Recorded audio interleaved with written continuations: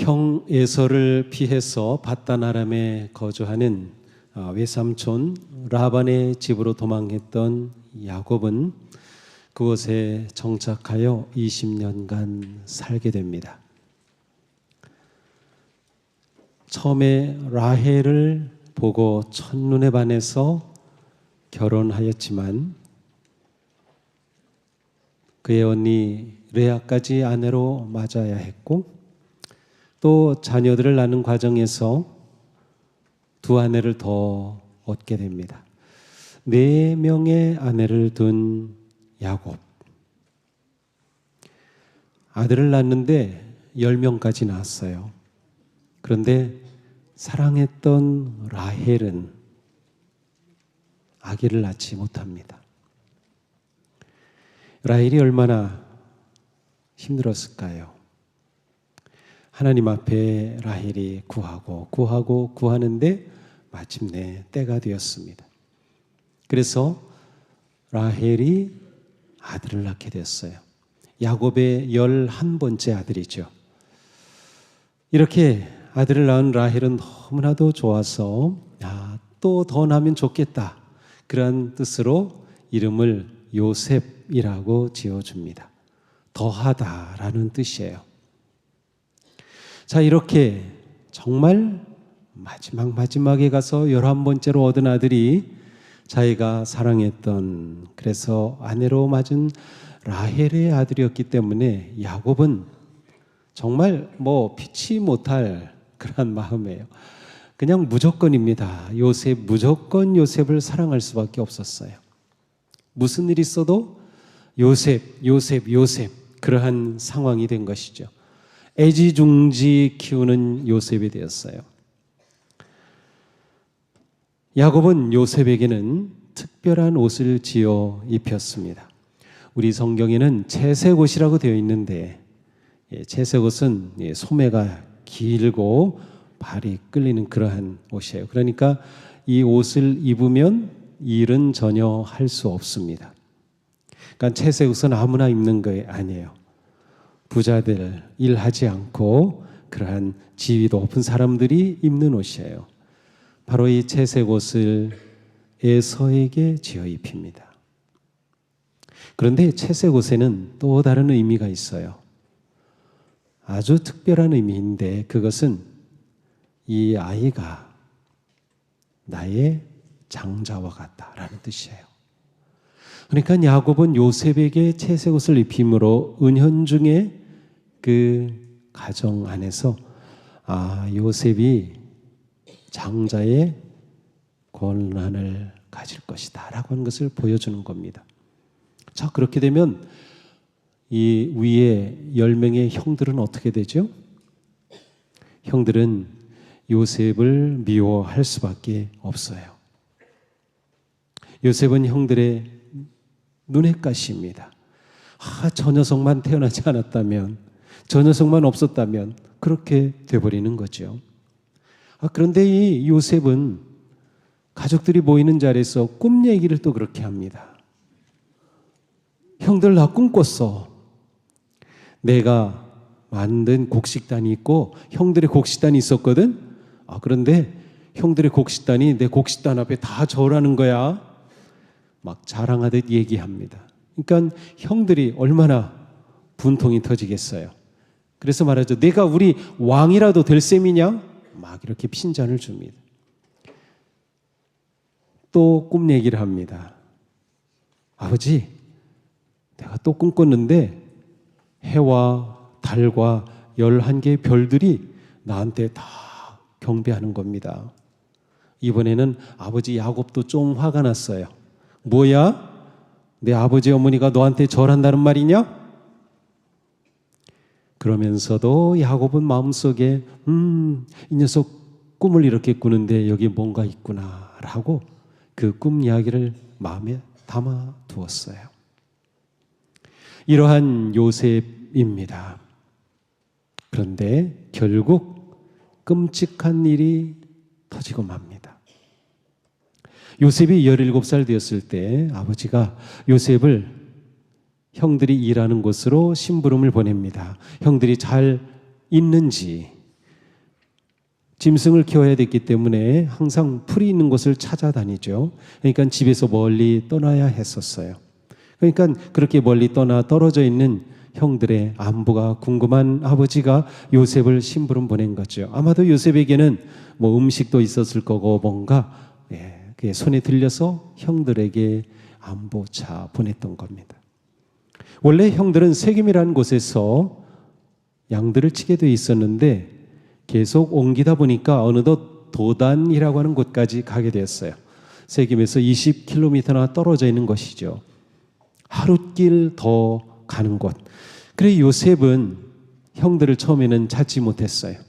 하지만 사람들에게 물어서 도단까지 찾아가게 됩니다. 도단에 요셉이 나타나는데 형들이 멀리서 보고 요셉인 걸 금방 알아챕니다. 야, 저 꿈쟁이가 오는 거 봐. 꿈쟁이가 오네. 그러더니 쏙닥쏙닥. 그래, 그러자. 요셉 죽여버릴 거야. 형들이 요셉을 죽이기로 작정합니다. 그런데 마침 큰아들이었던 르우벤이 나섭니다. 야, 그래도 그렇지. 우리가 어떻게 요셉을 죽이냐. 마침 저 옆에 웅덩이가 있으니 이 웅덩이에 요셉을 던져넣자. 르우벤이 이렇게 제안을 해서 요셉이 오면 그 구덩이에 던져넣기로 합니다. 그 구덩이는 보통 이 지역은 물이 귀한 지역이기 때문에 우기철에 물이 많을 때에 물을 담아둘 수조와 같아요. 그래서 입구는 좁고 안으로 내려갈수록 넓어진 곳. 이렇게 생겼죠. 그러니까 이 안에 들어가면 혼자 나올 수 없는 그러한 것이에요. 그런데 이때가 건기의 막바지였던 것 같아요. 물이 없었어요. 바로 그곳에 요셉을 던져놓기로 한 겁니다. 요셉은 그것도 모르고 형들이 있는데 막 와서 형들 잘 있었어요 하는데 형들이 너희놈 잡아가지고 옷을 벗기고 구덩이에 던져놨습니다. 그리고서 형들은 어쩌면 요셉이 가지고 왔을 음식을 버려놓고 식사를 합니다. 르우벤은 잠시 무슨 일이 있었는지 그곳을 떠납니다. 한참 식사하고 이야기를 하는데 저 멀리 이스마엘 상인들이 지나가는 겁니다. 낙타를 끌고 지나가겠죠. 그러자 유다가 야 우리 저 요셉 팔아버리면 어때? 그거 좋은 생각이네. 그래서 결국 요셉은 그 당시 노예값이었던 은 20배 팔립니다. 이스마엘 상인들에게 요셉이 노예로 팔린 거죠. 그런데 어딘가 갔다 온 르우벤 이 맏아들이 와서 요셉 어디 갔어? 찾았지만 되돌리기에는 이미 늦었습니다. 형들은 요셉의 옷에 염소를 잡아 피를 잔뜩 묻혀가지고 이제 집으로 돌아왔습니다. 집으로 돌아와서 능청스럽게 말합니다. 아버지, 이거 아버지 아들 옷 같은데요. 아버지 아들 옷이라고요? 제대로 말하려면 동생 옷이라고 해야죠. 형들이 요셉하고의 관계가 그랬던 거예요. 아버지는 아무것도 모르니 그것을 보고 야, 우리 요셉이 맹수에 물려 죽었구나. 슬피 울면서 야곱은 그날부터 가슴의 상처를 가지고 살게 되죠. 이렇게 아버지의 사랑받고 귀염받던 요셉이 노예로 팔려간 곳은 이집트였습니다. 다시는 가족을 볼 수도 없고 아무것도 보장받지 못한 인생의 꿈조차 꿀 수 없는 꿈꾸던 요셉이 이제는 완전히 밑바닥 인생, 희망이 없는 인생, 고난의 인생을 살게 된 겁니다. 성경에서는 요셉이 팔려갈 때에 애원하고 울부짖었다고 기록하고 있어요. 요셉이 얼마나 형들 제발 살려줘, 형들 살려줘 애걸복걸했을까요? 하지만 요셉은 그렇게 팔려 이집트로 가고 말았습니다. 우리는 보통 요셉을 말하면 꿈을 먼저 생각합니다. 꿈꾸는 요셉. 그러나 시련을 말하지 않고서는 요셉의 인생과 그의 믿음, 그의 꿈을 말할 수 없습니다. 요셉의 꿈은 저절로 형통한 꿈이 아니었습니다. 시련이 요셉을 만들었고 하나님은 시련을 통하여서 요셉을 인도하셨습니다. 요셉은 우리에게 가르쳐 줍니다. 꿈은 시련을 먹고 자랍니다. 세상에 저절로 이루어지는 꿈은 없습니다. 꿈은 도전과 시련과 역경을 통과해야 성취됩니다.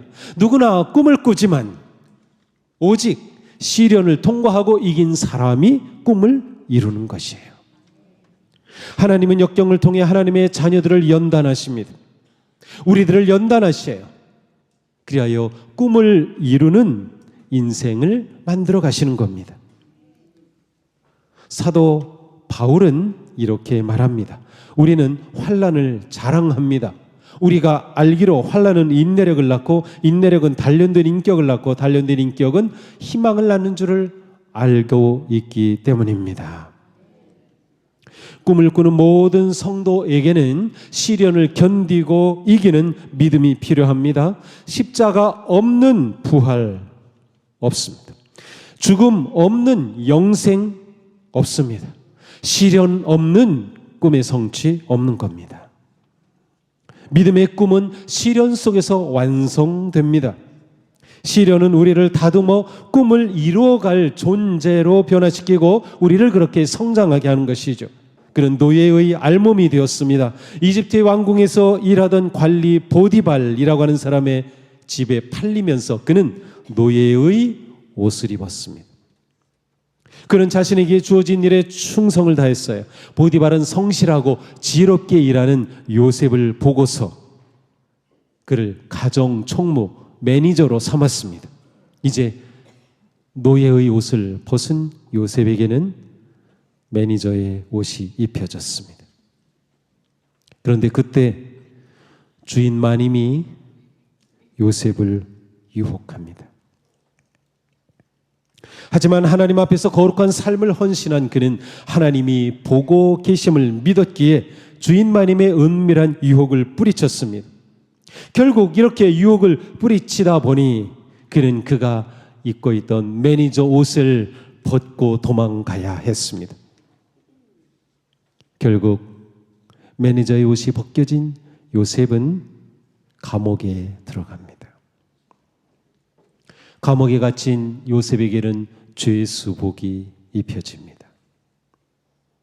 그러나 무슨 옷을 입든 하나님을 향한 요셉의 믿음은 변하지 않았습니다.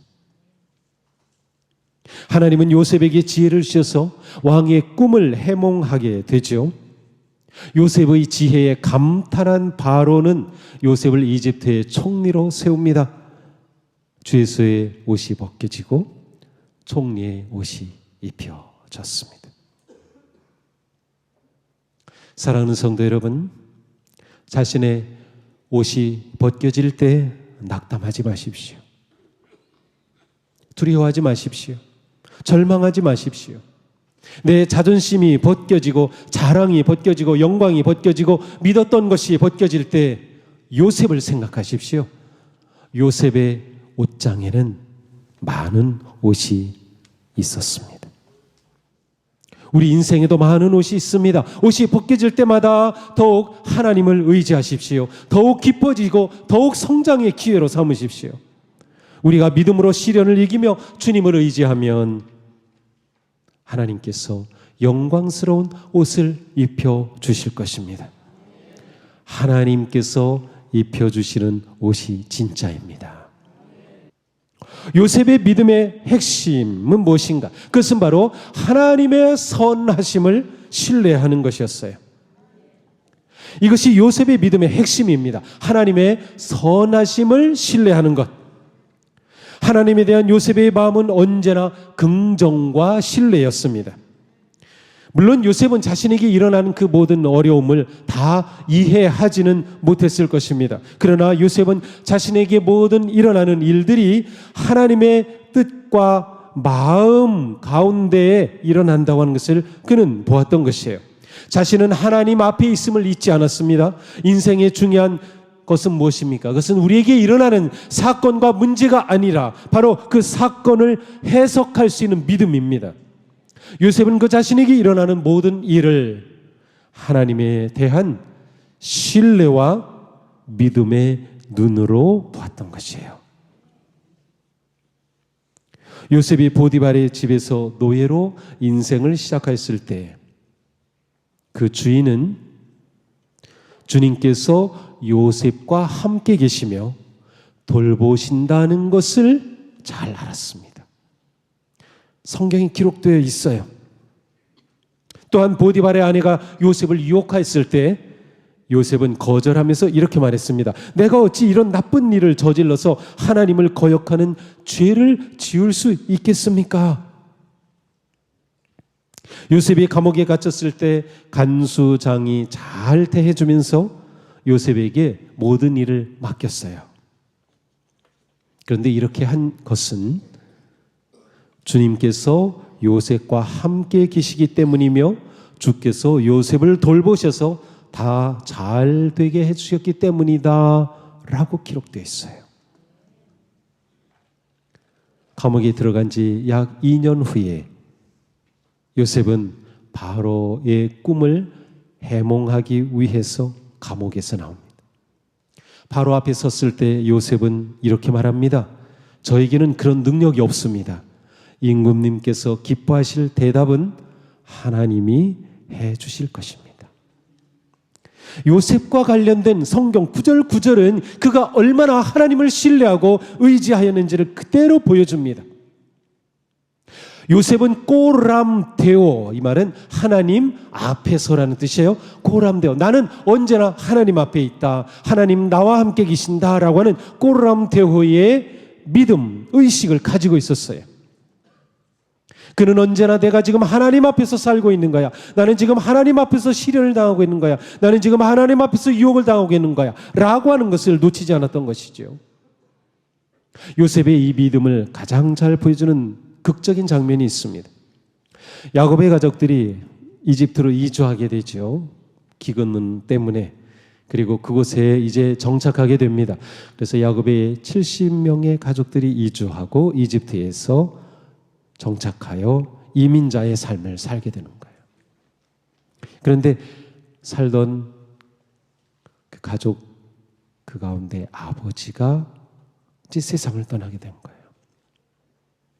아주 거대한 장례식을 치르죠. 그러고 나서 형들이 요셉을 찾아온 겁니다. 그리고 요셉 앞에 무릎을 꿇고 제발 우리를 용서해줘, 우리 목숨을 구해줘 라고 말하는 겁니다. 그 자리에서 요셉은 엉엉 울었습니다. 엉엉 울었어요. 왜 울었을까요? 요셉은 형들을 이미 용서했어요. 그런데 형들은 요셉 앞에 두려운 마음을 갖고 있는 거예요. 이제 아버지가 세상 떠났으니 요셉이 우리한테 원수를 갚으면 어떡하지? 그게 두려웠던 거죠. 요셉은 그러한 형들이 너무 안타까웠던 거예요.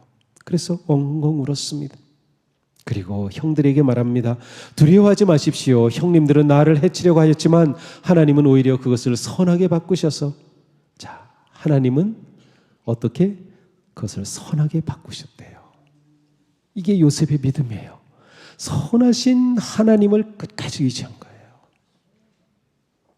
요셉은 하나님의 약속을 잊지 않았습니다.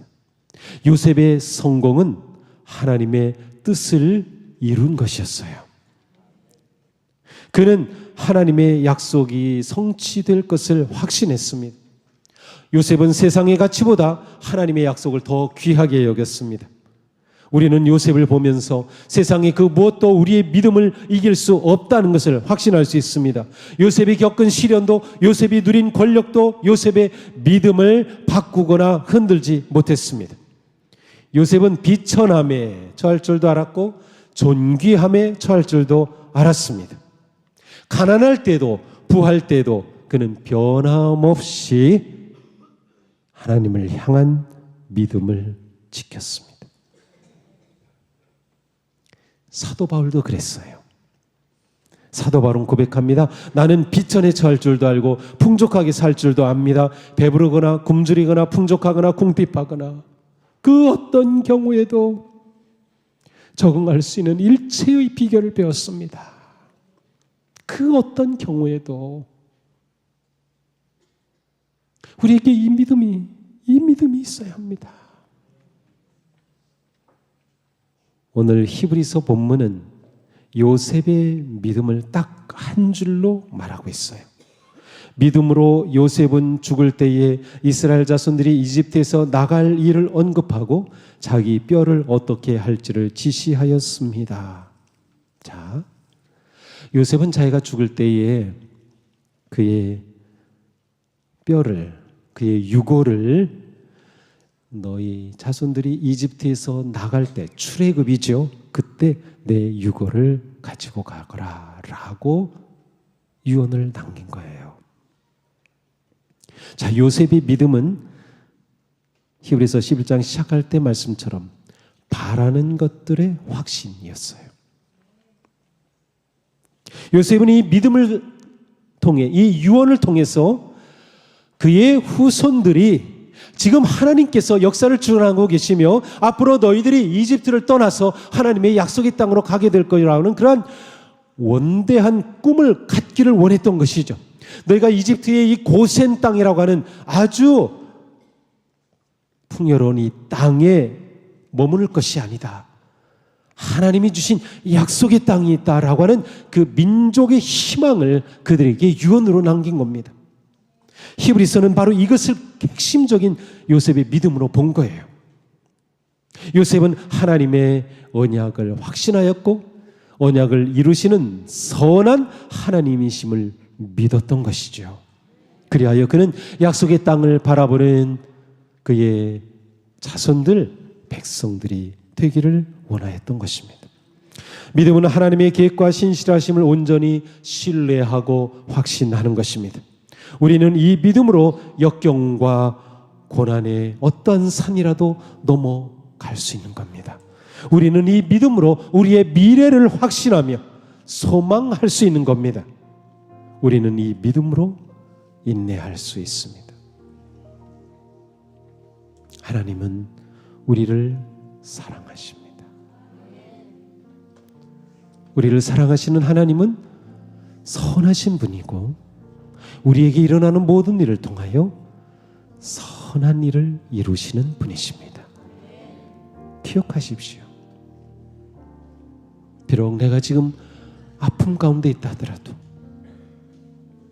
절망 가운데 있다 하더라도, 상처가 있다 하더라도, 계획이 다 무너졌다 하더라도, 그러나 하나님의 사랑은 여전하며 우리를 향한 하나님의 선하신 계획은 여전히 살아 있습니다. 우리가 요셉의 믿음을 가지고 고난의 산을 넘고 또 넘어 우리에게 입혀주실 거룩하고 영광스러운 옷을 기대하며 오늘도 내일도 담대하게 나아가는 복된 주님의 자녀들이 되기를 축복합니다.